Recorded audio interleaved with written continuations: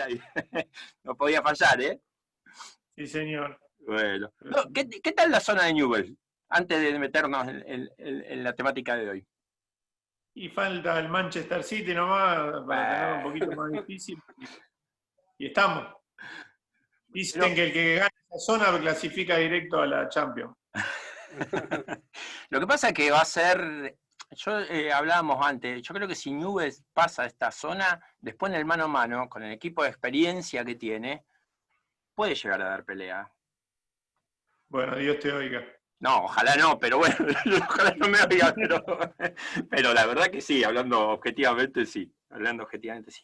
Bueno, Esperemos Eduardo, que...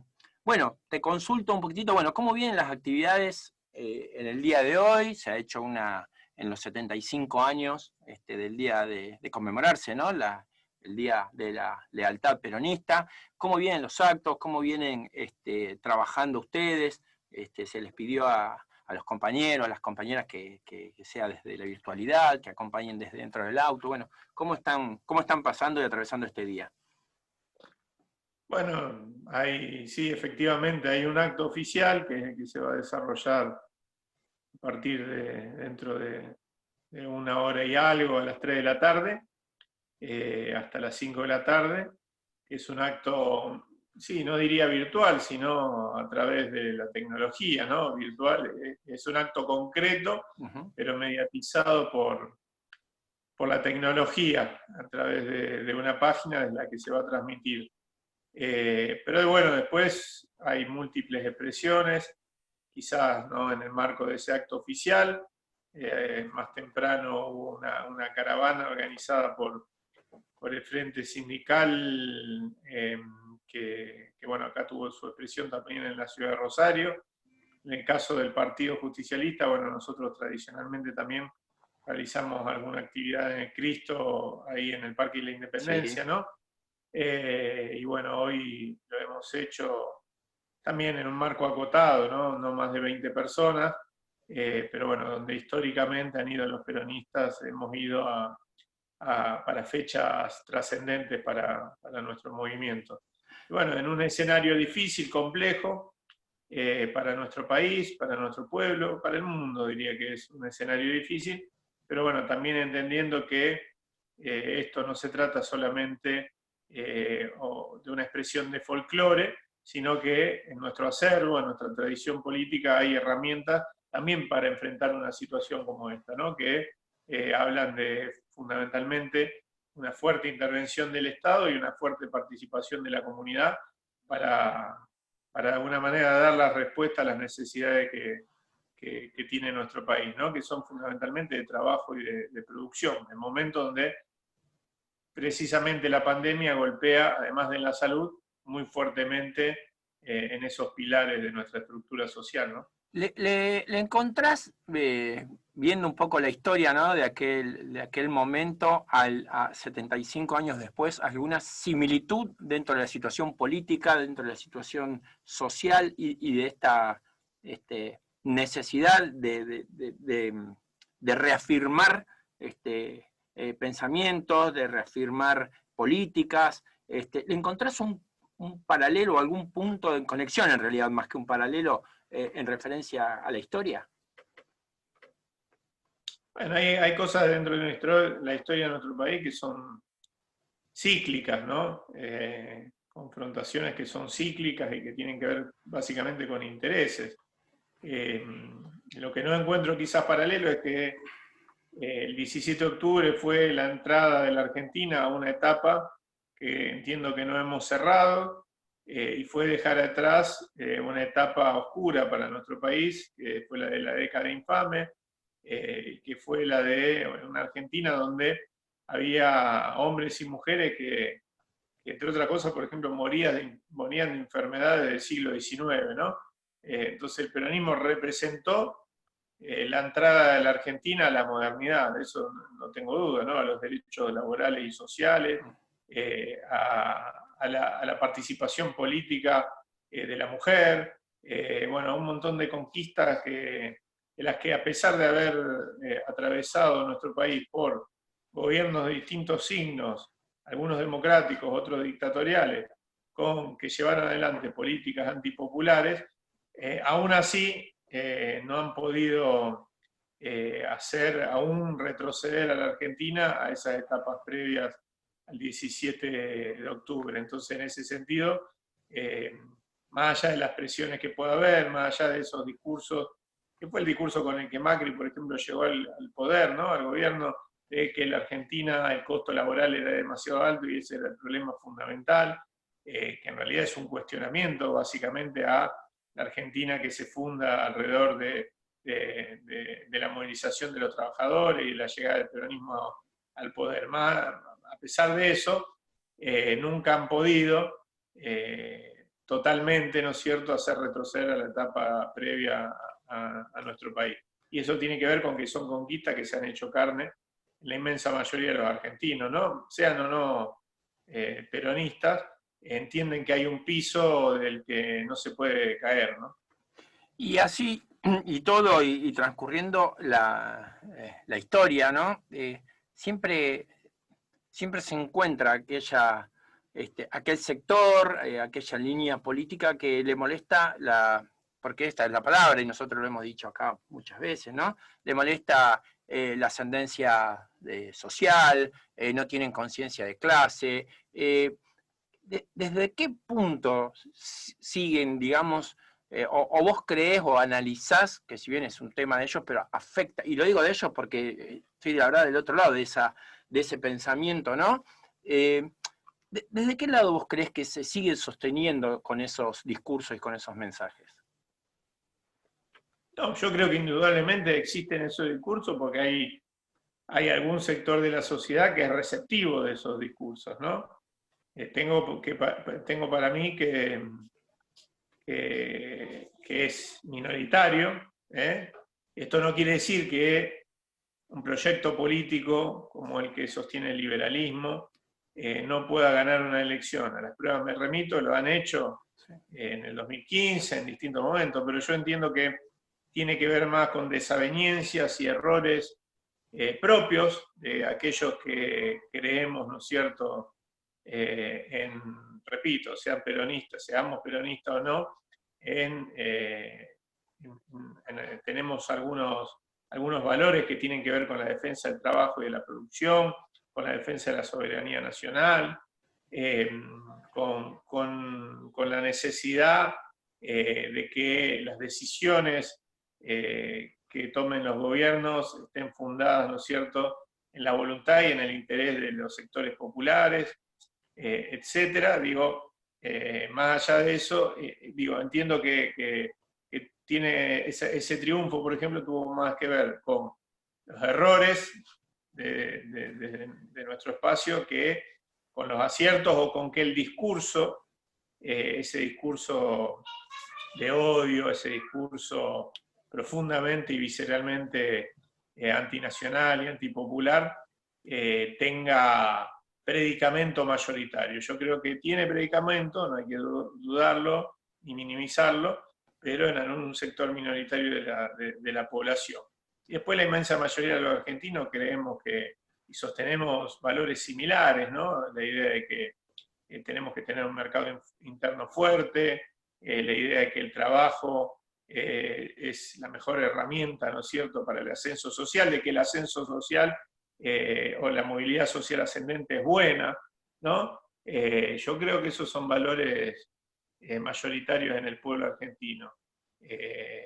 Y que muchas veces cuando perdemos el rumbo tiene que ver más con errores propios que con la fortaleza de ese discurso, que en general apunta precisamente a tener una sociedad mucho más estratificada.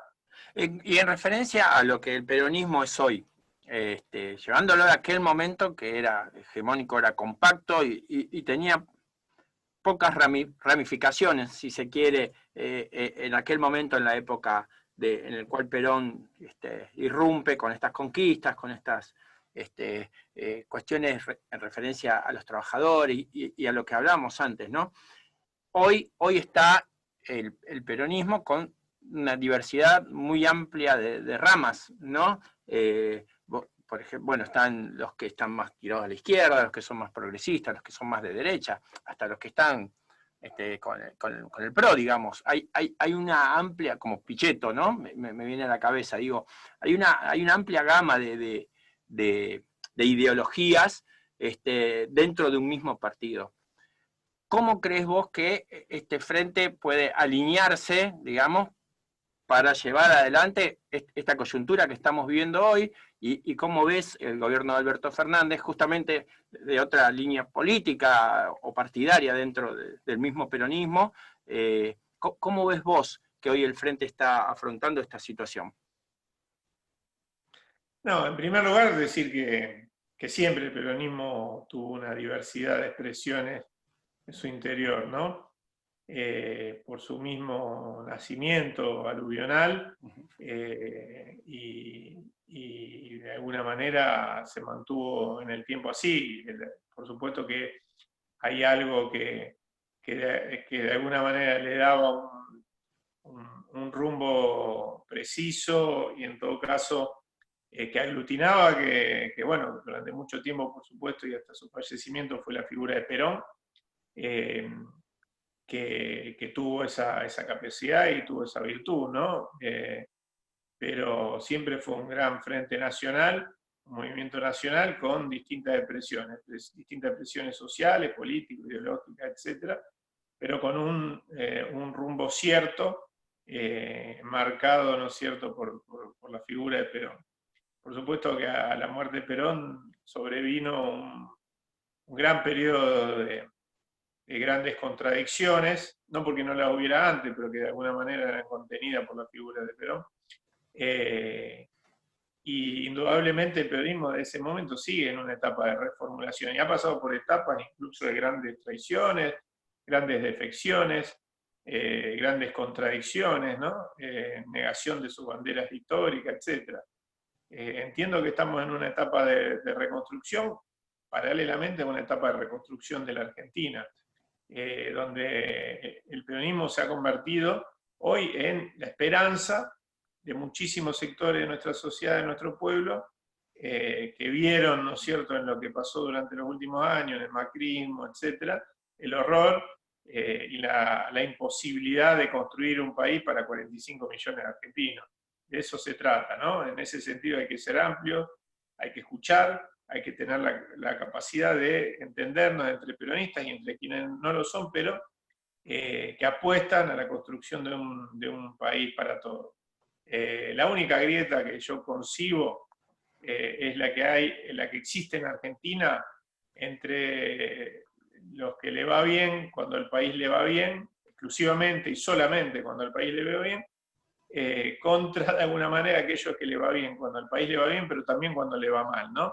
Y que es un grupo muy reducido de argentinos, y que tiene que ver con intereses económicos concentrados, que tiene que ver con intereses transnacionales, etc. Entonces, después en ese inmenso campo de argentinos que dependen o que tienen su suerte atada a la de la Argentina, a la del país, hay diversas posiciones ideológicas. Bueno, el desafío es poder entender qué es lo prioritario, que es la misma integridad de la nación, la posibilidad de vivir en paz, la posibilidad de vivir en una sociedad equilibrada, y qué es lo secundario en todo caso, que son esas divergencias muchas veces ideológicas.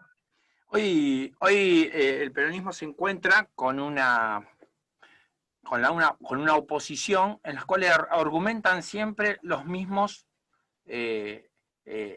los mismos temas. Son repetitivos en cuanto que hablan de corrupción, que hablan de robo, y no salen de ahí, no se discute de política, no se discute, simplemente apuntan a cuestiones que la justicia tendrá que comprobar y tendrá que, obviamente, sancionar en caso de que así sea. Pero digo, es a veces eso más penetrante en algún sector de la sociedad y que no se atreve a discutir políticas más profundas, y salen con un speech más superficial y coyuntural, que puedan tener razón o no, o hablo, no sé, de defender a Vicentín desde un lado hasta, son muy amplias, hasta la falta de expresión o de libertad, digamos. ¿Vos crees que ese sector apunta a una sociedad que no quiere debatir, como fue en los 90, que faltó militancia, que faltó un poco de de concreción de ideas. ¿Vos pensás que esa puede ser una estrategia o apuntar, digamos, a un determinado sector que no quiere debatir? Yo no sé si no quiere debatir, porque a veces se trata de sectores muy politizados, ¿no? Más allá de que por ahí el discurso o en apariencia se trate de planteos en algunas ocasiones antipolíticos, son sectores muy politizados de la sociedad. Entonces, entiendo que en realidad prefieren o ponen la prioridad del debate en algunos de estos aspectos. No creo que sean minimizables, es decir, son grandes temas, ¿no?, de nuestras sociedades modernas. La corrupción es uno de ellos. Lo que sí creo que hay un intento por sobredimensionar lo que representa, ¿no es cierto?, el tipo de corrupción al que se hace referencia, por sobre otros que son igual o más dañinos en términos Entiendo. público que significa. Doy un ejemplo, yo creo que, a ver, la corrupción es constitutiva del capitalismo, de eso yo no tengo dudas, ¿no? Una sociedad o regímenes o modelos de desarrollo en lo que todo puede comprar y venderse, bueno, en algún momento también pasa ese tipo de construcción social, pasa a poner en jaque los mismos valores, ¿no? Porque si todo puede venderse y todo se puede comprar, también las personas, los valores, las ideas pueden comprarse. Entonces, en ese sentido, creo que es constitutivo, lamentablemente, ¿no? Y que el gran desafío es discutir de qué manera superamos esta etapa de la humanidad tan difícil. Ahora, dicho eso, hay modelos, dentro de ese gran modelo de desarrollo que es el capitalismo, que impera en gran parte del mundo, mayoritariamente, hay formas y formas de ese desarrollo, y algunas de ellas, en países como el nuestro, un país dependiente, sin lugar a dudas, resultan profundamente corruptas en términos estructurales, más allá del funcionario que roba, más allá del empresario que corrompe, porque tiene que haber dos lados para que esto suceda. Después hay modelos de desarrollo como el modelo de desarrollo que está atado, ¿no es cierto?, a la bicicleta financiera, o aquel que, en el que la manguera apunta para el lado de afuera del país, no es para el lado de adentro, etc. Este modelo de endeudamiento, bicicleta y fuga, ¿no es cierto?, que instaló el macrismo, es constitutivamente un modelo que corrompe al Estado y a nuestras sociedades. Entonces, esos son grandes temas que también tienen que ver con la corrupción, pero que por supuesto algunos sectores no quieren discutir porque sienten en algún punto que son beneficiarios de esos mecanismos, ¿no?